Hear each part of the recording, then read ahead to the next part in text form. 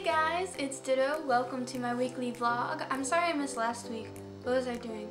Oh yeah, we'll talk about that later. It was a busy week, but I'm glad I get to be here this week, and we're going to talk about something that's been highly requested by a lot of you. Today we're discussing Instagram. A lot of people ask me about my photos, videos, my profile, how I do certain things on it, so today we're going to cover it all. Instagram, if you do not know what Instagram is, it's the app where we share photos, videos, likes, comments, quotes, jokes, insults, and most of all, it's the place where we see way too many shout-outs from people that we don't even remember following. Let's get right into it. First things first, your Instagram name. Your Instagram name should be so epic and so true to who you really are that people should like call you by it in public. God, that's at @Iam_Ditto, bruh. That's happened to me before and I felt so cool. I was like, I thought I told ya, I'm a star. You see the ice, you see the car. for real though, your Instagram name should not be misleading. If you're going to be best dancer in the world _ better than you, son, 1, 2, 3.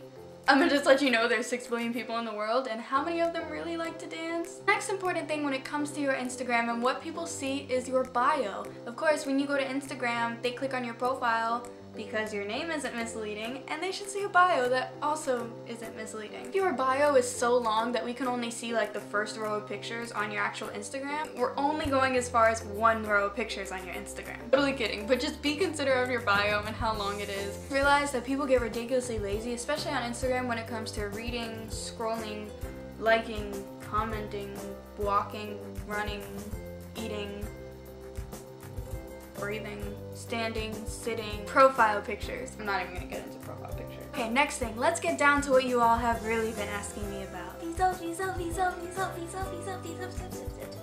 I totally made my own trap remix right here, right now, you guys. Okay, selfies require a lot of things to actually look the way you want them to look.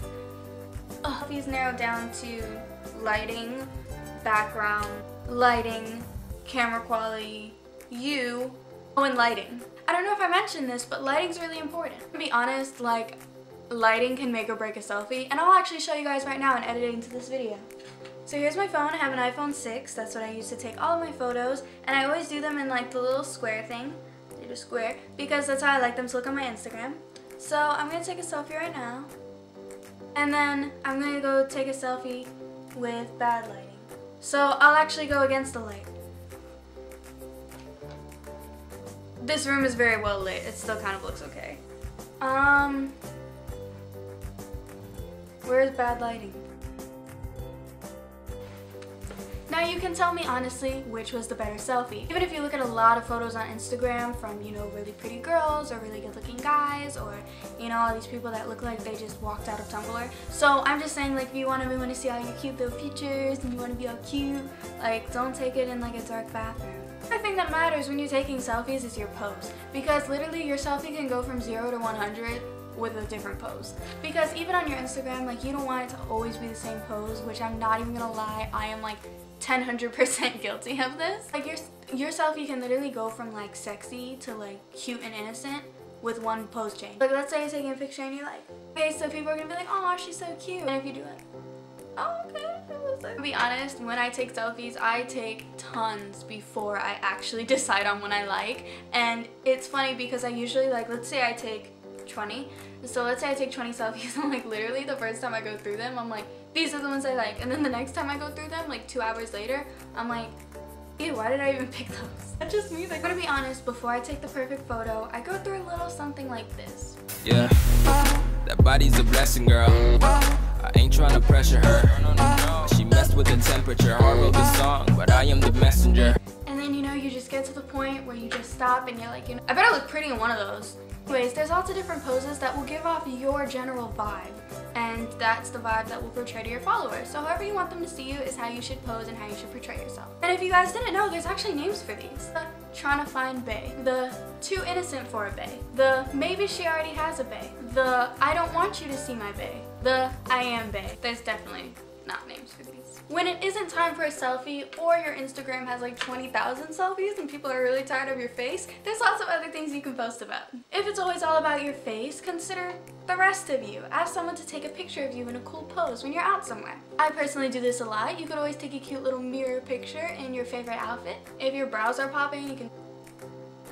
If your lips are popping, your hair is popping. Okay, now we're back to selfies. In my opinion, for some people it's to, you know, some people are like fashion bloggers or makeup or just dance, you know. But for me, I feel like an Instagram account, in my opinion, is to let people get to know me and to interact with people. I always comment like questions in my captions, and you guys do all these comments and I actually read them. Like, I don't know why people think I don't read them.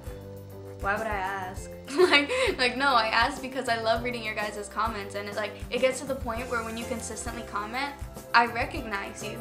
Like, I recognize, oh, that person always says something like this, or oh, this one's really funny, or oh, that one's always so sweet to me. Like, I start to recognize stuff like that. That's why I'm always asking you guys questions. But just, you know, you want to make things personal so people can feel like they get to know you even though they don't know you in real life. That's my purpose in Instagram. And one thing I would say is, if you're gonna make it personal, don't make it too personal. OMG, I just can't believe. Let's not make it too personal, okay? The thing I wanted to get into was Instagram comments. Be real, okay? Not everyone has the same opinions as you do. Not everyone thinks the same way you do. So when you get a bad comment, don't take it to heart. Fortunately, some people don't care about other people's feelings, and I mean, that's them. I do though. So I'm gonna tell you right now that if you get mad, cruel, rude, pointless comments like that, don't listen to them. It's pointless. Like, just don't worry about it and don't even sweat it, because at the end of the day, they don't know you. And you shouldn't take any advice or anything to heart from people that don't know you personally. At the end of the day, Instagram is a place to express yourself and to celebrate yourself. With all that being said, that's how you Instagram. Before I entered this video today, I did want to say something else. A few weeks ago, I made a vlog and I told you guys about like the things I'd love to accomplish in life. The biggest thing on my bucket list was to be on the Ellen DeGeneres show. And I'm not even gonna lie, when I was a little kid, I thought her name was Ellen B. Generous. Like, not DeGeneres. Like, I thought it was kind of like Alexander the Great, Ellen DeGeneres. I don't know where my mind is at. But last week on Wednesday, I didn't get to shoot my vlog because I was on the Ellen show. And it was probably the coolest experience of my life. I hope you guys enjoyed watching it as much as I enjoyed taking part in it. It was honestly a dream come true, and I couldn't have asked for a better way to check off the biggest thing on my bucket list. And I don't know, I guess dreams really do come true. I feel like such a dork, but it's so true. Like, I couldn't believe it, and it was a blessing. And I wanted to thank you guys for everyone who watched it and checked it out and shared that moment with me, because it's one of the most important, special moments in my life, and I'm glad that all of you guys could share it with me, and I'm gonna cry. I just wanted to thank you guys for all the support on that, and if you haven't checked it out, I'll put the link in the description for you guys. That wraps up my vlog for this week, but I love you guys, and I will see you next week, and I want you guys to comment below how you Instagram. What are some of your Instagram tips and tricks? Comment them below and we'll talk there. I love you guys so much, and yeah, thanks so much for watching, and I'll see you all next week. Okay.